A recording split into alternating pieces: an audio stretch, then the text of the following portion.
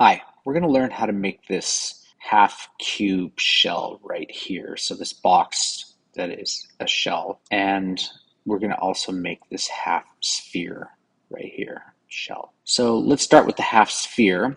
What we're going to do is we're going to start with create, and I'm going to come down here to sphere, and I'm going to choose this plane right here. So the plane that is on the horizontal surface. I'm going to draw a point in the center.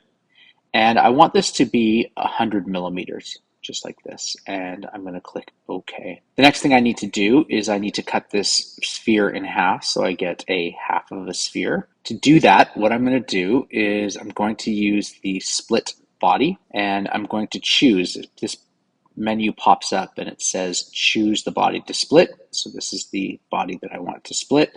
And then it says choose a splitting tool. And I'm just going to use the horizontal plane there, but I need to turn on my origins here. So I'm going to turn on my origins. I'm actually going to turn off this body for a second so I can choose this. Sorry, I'm going to select this plane right here.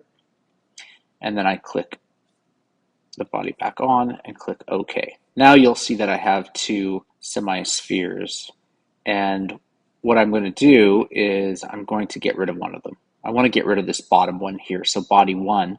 So I'm going to right click on this and I'm going to click on remove. You'll see that I now have a half sphere, but it is solid. So what I need to do now is shell it.